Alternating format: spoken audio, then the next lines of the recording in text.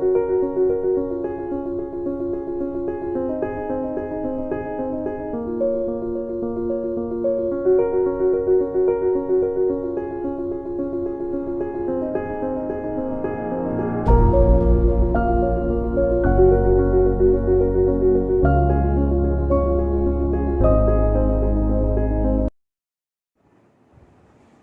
Friends, आज का हमारा जो टॉपिक है वो आयनाइजेशन पोटेंशियल है या आयनाइजेशन एनर्जी है। अब ये मेटल की प्रॉपर्टी है। अब ये मेटल की एक ऐसी प्रॉपर्टी है, इस प्रॉपर्टी में हमको जो मेटल है उसका वैलेंस शेल जो इलेक्ट्रॉन है वो रिमूव करने का है। हमारे पास एक मेटल है और वो मेटल का valence shell electron, last shell electron ये रिमूव करने का है। और ये रिमूव करने के लिए जो मैं एनर्जी सप्लाई करता हूं, मैंने जितना एनर्जी दिया वो इलेक्ट्रॉन रिमूव करने के लिए, that is known as ionization potential, ionization energy. ध्यान दो, देखो अच्छी तरह। Energy required to remove one electron. मेरे पास एक मेटल है, वो मेटल से मुझे एक इलेक्ट्रॉन रिमूव करने का है, एक इलेक्ट्रॉन मुझे निकालने का है। और एक इलेक्ट्रॉन रिमूव करने के लिए मैं जितना इसको एनर्जी दूंगा, दैट इज नोन एज क्या है, तो आयनाइजेशन पोटेंशियल या आयनाइजेशन एनर्जी। आया ध्यान में? चलो मैं डेफिनेशन की तरफ आता हूं। The amount of energy required to remove electron, one electron, मुझे एक इलेक्ट्रॉन निकालने का है, रिमूव करने का है। किससे? तो मेटल से। किससे? तो आइसोलेटेड गैसियस एटम से। फिर सवाल आ जाता है, सर आइसोलेटेड गैसियस एटम या आइसोलेटेड गैसियस आयन क्या है? अच्छी तरह ध्यान दो। अब मैं ये पॉइंट की तरफ आता हूं। देखो मेरे पास फॉर एग्जांपल ये मेटल है और हमको पता है कि metal in the form of क्या है, तो सॉलिड के फॉर्म में। मेटल कोणत्या फॉर्म मध्ये असते? सॉलिडच्या फॉर्म मध्ये असते। आता या मेटल मधून मला इलेक्ट्रॉन काढायचा आहे, फक्त एकच इलेक्ट्रॉन, एक ही इलेक्ट्रॉन मुझे रिमूव करने का है। तो मैं सबसे पहले क्या कर देता हूं, ये मेटल को मैं यहां पहले कौन से फॉर्म में, ये जो मेटल है पहले सॉलिड के फॉर्म में था, बाद में कौन से फॉर्म में चलेगा? गैस के फॉर्म में चलेगा। इसका मतलब है ये मेटल डायरेक्टली किसमें कन्वर्ट हुआ? तो गैस में कन्वर्ट हुआ। तो यहां जितनी भी मैंने एनर्जी दिया, ये सिस्टम को जितनी भी मैंने एनर्जी सप्लाई किया उसको गैस में कन्वर्ट करने के लिए, उसी को हम बोलते हैं delta H S U B. इसका मतलब क्या है? Sublimation energy. क्या है सब्लिमेशन एनर्जी? देखो, the amount of energy, the amount of energy required to convert क्या है? solid directly into gas, that is known as sublimation energy। Clear हो? चलो आगे जाएंगे। अब हमारा मेटल गैस के फॉर्म में, अब हमारा मेटल आइसोलेट हुआ। आइसोलेट का मतलब क्या है? अकेला, एकता है। फेज कौन सा है? तो गैसियस है। अब ये मेटल से मुझे एक इलेक्ट्रॉन रिमूव करने का है, एक इलेक्ट्रॉन उसका निकालना है। एक इलेक्ट्रॉन रिमूव करने के लिए जो एनर्जी सप्लाई करते, that is known as ionization potential, ionization energy. मला या मेटलचा गॅसियस फॉर्म मध्ये, आयसोलेटेड गॅसियस फॉर्म मध्ये यातून मला फक्त एक इलेक्ट्रॉन रिमूव करायचा आहे।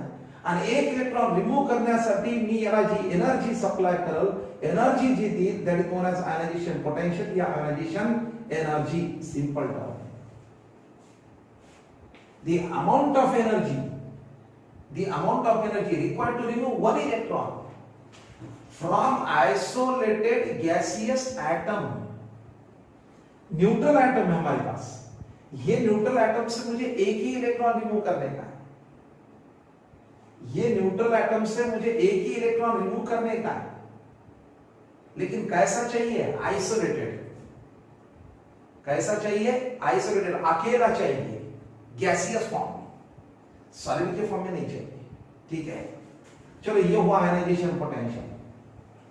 अब ये चलेगा हमारा गैसियस फॉर्म, इसका मतलब है ये आयन के फॉर्म में चलेगा। चलो इसके आगे और हम देखेंगे। अब इसके लास्ट शेल का एक इलेक्ट्रॉन मैं रिमूव कर देता हूं। ये मेटल है, ये पॉजिटिव आयन है, मोनोहैलाइड पॉजिटिव आयन है। अब इसका एक इलेक्ट्रॉन मैंने रिमूव कर दिया तो इसमें एक पॉजिटिव चार्ज आ गया। यहां भी मैंने एक इलेक्ट्रॉन रिमूव कर दिया, लेकिन यहां मैंने जो रिमूव कर दिया इलेक्ट्रॉन वो न्यूट्रल एटम से नहीं है। ये न्यूट्रल एटम से मैंने इलेक्ट्रॉन रिमूव ही नहीं किया। कोई बोलेगा कहां से रिमूव कर दिया? ये गैसियस फॉर्म से मैंने रिमूव कर दिया है। गैसियस फॉर्म तो है लेकिन उसके साथ पॉजिटिव आयन है, मैंने पॉजिटिव आयन से इलेक्ट्रॉन रिमूव कर दिया, लेकिन एक ही रिमूव कर दिया तो मैं इसका नाम देता हूं आयनाइजेशन पोटेंशियल आगे। चलो मैं और एक फॉर्म ले देता हूं। ये मेटल है मेरे पास, डाई पॉजिटिव आयन है। ये डाई पॉजिटिव आयन से मैं और एक इलेक्ट्रॉन रिमूव कर देता हूं, एक पॉजिटिव चार्ज बढ़ गया। It is again known as ionization potential. Again ये ट्राई पॉजिटिव आयन है। ये ट्राई पॉजिटिव आयन से मैं और एक ही इलेक्ट्रॉन रिमूव कर देता हूं, एक ही इलेक्ट्रॉन रिमूव कर देता हूं तो और एक पॉजिटिव चार्ज उस पे बढ़ गया है। That is known as ionization potential, ionization energy या आयनाइजेशन एंथैल्पी भी हम बोल सकते हैं। ठीक है, यहां हमने एक इलेक्ट्रॉन रिमूव कर दिए न्यूट्रल एटम से, और ये तीनों केस में यहां एक ही हमने इलेक्ट्रॉन रिमूव किए, लेकिन जो इलेक्ट्रॉन हमने रिमूव कर दिए वो गैसियस आयन में से हमने रिमूव कर दिए, यहां न्यूट्रल एटम से हमने रिमूव कर दिए। तो आयनाइजेशन पोटेंशियल में एक ध्यान में रखो कि एक ही इलेक्ट्रॉन हमको रिमूव करने का है। The amount of energy required to remove one electron from isolated gaseous atom या आयन, यह आयनाइजेशन पोटेंशियल। अब सवाल ये कि सर यहां आयनाइजेशन पोटेंशियल है, ये आयनाइजेशन पोटेंशियल 2 है, ये 3 है, ये 4 है, चलो इसको 1 लिख देता हूं। क्या है? अगर न्यूट्रल एटम से इलेक्ट्रॉन चले गए, न्यूट्रल एटम से हमने इलेक्ट्रॉन रिमूव कर दी, मैं न्यूट्रल एटम उधर इलेक्ट्रॉन काटना, that is known as first ionization potential. That is known as first ionization potential. ये फर्स्ट आयनाइजेशन पोटेंशियल है। अब यहां भी हमने एक इलेक्ट्रॉन रिमूव कर दिया, लेकिन हमने क्या है, पॉजिटिव आयन से रिमूव कर दिए। एक पॉजिटिव आयन से हमने रिमूव कर दिया। जब हम एक पॉजिटिव आयन या मोनो पॉजिटिव आयन से हम इलेक्ट्रॉन रिमूव करते तो सेकंड आयनाइजेशन पोटेंशियल है। It is the second ionization potential. And when we remove one electron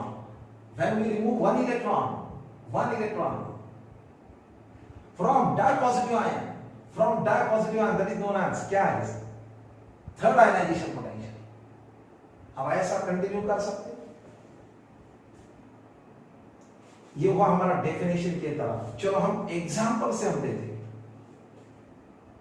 हम एग्जाम्पल एक लेंगे। चलो मैं एग्जांपल यहां ले लेता हूं। चलो मेरे पास मैग्नीशियम है। अब ये मैग्नीशियम का कॉन्फ़िगरेशन 2,8,2 है। ये हमारा गैस के फॉर्म में डेफिनेशन हुई। अब ये जो मैग्नीशियम है, ये मैग्नीशियम का मुझे एक ही इलेक्ट्रॉन रिमूव करने का है। चलो कर दिया। इसका कॉन्फ़िगरेशन 2,8,1 कितना एनर्जी ये एक इलेक्ट्रॉन रिमूव करने के लिए लगता है? एक इलेक्ट्रॉन रिमूव करने के लिए 736 किलो जूल पर मोल इतनी एनर्जी लगती है। फिर यहां सवाल आ जाता है, सर ये आयनाइजेशन पोटेंशियल किसमें मेजर करते हैं?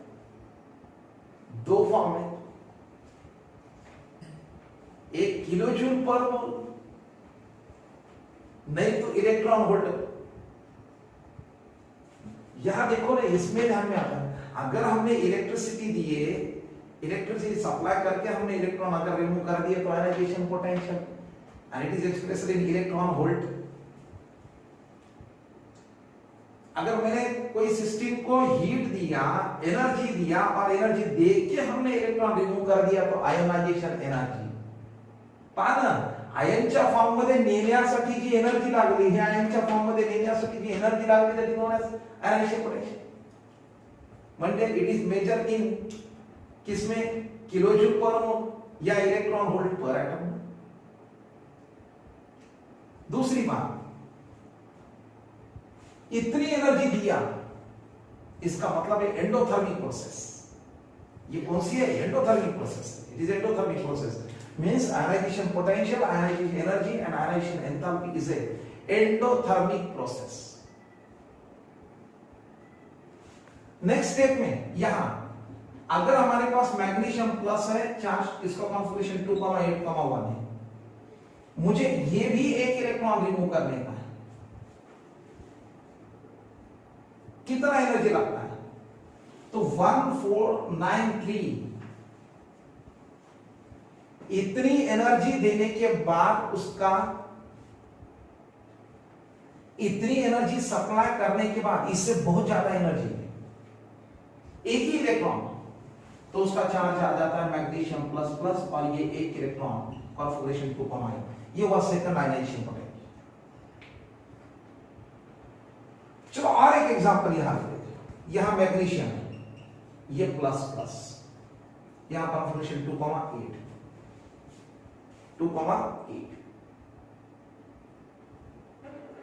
अब ये थर्ड केस के तरफ अगर हमने थोड़ा ध्यान दिए, थर्ड केस के तरफ थोड़ा हमने अगर ध्यान दिए, अब यहां से मुझे एक इलेक्ट्रॉन ही रिमूव करने का, तो कितना एनर्जी लगेगा? तो एनर्जी कितना लगेगा? तो 7690 किलोजूल इतना एनर्जी लगेगा मुझे एक इलेक्ट्रॉन रिमूव करने के लिए, एक इलेक्ट्रॉन रिमूव करने के लिए. तो पहले केस में फर्स्ट आयनाइजेशन पोटेंशियल 736 था किलोजूल पर मोल, दूसरे में 1493 है, बाद में कितना है? तो 7690 किलोजूल है. अब ये तीनों के तरफ ध्यान दिए तो ये ध्यान में आ जाएगा. सवाल है sir, first ionization potential is less than second and second ionization potential is less than third. तो क्या ऑर्डर है इसके? First ionization potential is less than second and second ionization potential is less than third ionization potential and so on. ऐसा continue कर सकते हो. पहले case में हम न्यूट्रल एटम से इलेक्ट्रॉन निकालते, ये केस में या केस मध्ये आपण न्यूट्रल एटम मधून इलेक्ट्रॉन काढायला म्हणून एनर्जी कमी लागायची. ये केस में, यहां ये केस में हम पॉजिटिवली चार्ज आयन से इलेक्ट्रॉन निकालेंगे. अब सवाल ये कि मेरे पास कोई मेटल है उस पे पॉजिटिव चार्ज है, मेरे पास कोई मेटल है उस पे पॉजिटिव चार्ज है, पॉजिटिव चार्ज है तो उसका न्यूक्लियस और इलेक्ट्रॉन में क्या रहेगा? अट्रैक्शन रहेगा. ये इलेक्ट्रॉन और इसका न्यूक्लियस में क्या रहेगा? बहुत ज्यादा अट्रैक्शन रहेगा. और अट्रैक्शन अगर ज्यादा रहेगा तो मुझे एक बात बताओ, वो इलेक्ट्रॉन निकालने की उसको एनर्जी क्या लगेगा? ज्यादा ही लगेगा. इसलिए यहां second ionization potential is greater than किससे? तो फर्स्ट है. अब थर्ड पे देखो, यहां हमारा कॉन्फिगरेशन यहां 2,8 है. अगर मैंने ये एक इलेक्ट्रॉन रिमूव करने का है तो इससे बहुत ज्यादा क्यों लगता है एनर्जी? ये याद रखने की जरूरत ही नहीं हमको, वैल्यू पार्ट करायची गरज नाही मॅडम. मी जस्ट एग्जांपल तुम्हाला समजून सांगतो. यहां बहुत ज्यादा क्यों एनर्जी लगता है? इतनी एनर्जी क्यों लगती है? यहां हम जो इलेक्ट्रॉन रिमूव कर रहे हैं वो किससे रिमूव कर रहे हैं? स्टेबल एट हमारा आयन है, लास्ट शेल में 8 इलेक्ट्रॉन है, वो स्टेबल है. तो जब हम स्टेबल से कोई, अगर हमारे पास एटम है या आयन है वो स्टेबल है, उससे अगर हम इलेक्ट्रॉन रिमूव कर रहे हैं तो हमको बहुत ज्यादा एनर्जी लगता है. इसलिए वो एनर्जी जो है वो सबसे ज्यादा है इससे. चलेगा? तो यहां मैं एक पॉइंट दे देता हूं, जितना पॉजिटिव चार्ज ज्यादा, देखो ध्यान दो, यहां एक पॉजिटिव चार्ज है, यहां 2 पॉजिटिव चार्ज है.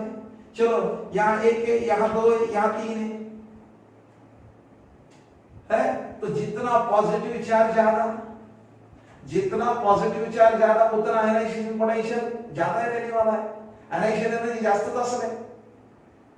तो मुझे बात बताओ, यहां से यहां तक आ गए, आयनाइजेशन एनर्जी बढ़ गई, यहां भी आयनाइजेशन एनर्जी बढ़ गई। क्यों? पॉजिटिव चार्ज बढ़ गया है। अब पॉजिटिव चार्ज अगर बढ़ गया है तो आयनाइजेशन एनर्जी भी क्या होने वाली है? बढ़ने वाली। तो एक हमारा फैक्टर्स अफेक्टिंग हो गया। क्या फैक्टर हो गया? कि ionization potential is directly proportional to magnitude of positive charge, magnitude of positive charge.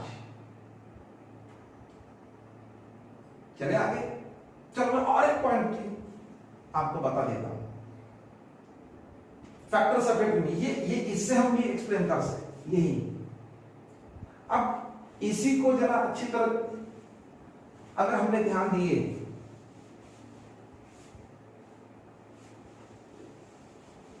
अब देखो मेरे पास यहां मैग्नीशियम है, यहां मैग्नीशियम प्लस चार्ज है, यहां मैग्नीशियम प्लस प्लस दो पॉजिटिव चार्ज। इसका कॉन्फ़िगरेशन 2,8,2 है, 2,8,1 है और 2,8 है। इसी का एक इलेक्ट्रॉन रिमूव करने के लिए हमको ज्यादा आयनाइजेशन पोटेंशियल लगता है। क्यों है? तो साइज भी अफेक्ट करता है, साइज का भी इफेक्ट हो जाता है। कैसे? अब यहां इसको 3 शेल है, यहां इसको 2 ही शेल है। अब 2 शेल है तो साइज कम है, साइज कम है तो न्यूक्लियस और इलेक्ट्रॉन जो है उनमें अट्रैक्शन क्या रहेगा? लास्ट शेल ज्यादा रहेगा। अगर अट्रैक्शन ज्यादा रहेगा तो इलेक्ट्रॉन को रिमूव करने की एनर्जी क्या लगेगी? ज्यादा लगने वाली है। तो यहां इसका आयनाइजेशन पोटेंशियल क्यों ज्यादा है? सर इसका आयनाइजेशन पोटेंशियल इसलिए ज्यादा, इसकी साइज कम है। तो साइज कम तो आयनाइजेशन पोटेंशियल ज्यादा, यहां साइज ज्यादा है तो आयनाइजेशन पोटेंशियल कम। यहां एग्जांपल से भी हमने देखिए। तो एक फैक्टर हमारा और हुआ कि आयनाइजेशन पोटेंशियल जो है, आयनाइजेशन पोटेंशियल जो है वो ionization potential is inversely proportional to क्या हुआ? साइज। क्लियर हुआ? ये एक एग्जांपल से हुआ। चलो एक और एक। अब मुझे बात बता, एल्यूमिनियम है, ये एल्यूमिनियम +1 है, ये एल्यूमिनियम प्लस है और ये Al+3 है। 2,8,3 है, ये 2,8,2, 2,8,1 एंड 2,8। सिंपल सी बात है, किसका आयनाइजेशन एंथैल्पी ज्यादा है, किसका आयनाइजेशन पोटेंशियल ज्यादा है? तो सिंपल है सर, इसी को 3 शेल है और इसी को क्या 2 है, तो यहां इसका आयनाइजेशन एंथैल्पी क्या रहेगा? ज्यादा ही रहेगा। तो मैं अपने पॉइंट की तरफ आ जाता हूं, जितना पॉजिटिव चार्ज ज्यादा, जितना पॉजिटिव चार्ज ज्यादा उतनी क्या है? पॉजिटिव चार्ज ज्यादा तो साइज कम, साइज कम तो आयनाइजेशन एंथैल्पी भी क्या है? ज्यादा। हुआ? चलिए यहां और एक पॉइंट हम एक्सप्लेन कर सकते हैं। देखो यहां एल्यूमिनियम में इलेक्ट्रॉन कितने? तो 13 है। यहां इलेक्ट्रॉन कितने? 12 है। चलो यहां कितने? 11 है और यहां कितने? 10 इलेक्ट्रॉन है। चले आगे। अब यहां इलेक्ट्रॉन ज्यादा, यहां कम, यहां प्रोटॉन तो सभी के पास सेम ही है न्यूक्लियस के अंदर। अब यहां प्रोटॉन कितने हैं? यहां प्रोटॉन 13 है, यहां भी प्रोटॉन उतने, यहां भी प्रोटॉन। आप मुझे बात बताओ, यहां प्रोटॉन ज्यादा इलेक्ट्रॉन कम है। अब प्रोटॉन अगर ज्यादा है, न्यूक्लियस में प्रोटॉन ज्यादा है तो पॉजिटिव चार्ज ज्यादा है। तो ये प्रोटॉन ज्यादा है तो इनका अट्रैक्शन इलेक्ट्रॉन की तरफ क्या रहेगा? ज्यादा।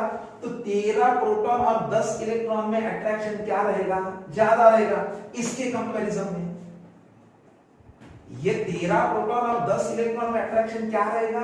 ज्यादा रहेगा। और अट्रैक्शन ज्यादा अगर रहेगा तो साइज क्या रहेगा? कम ही रहेगा, कम होगा।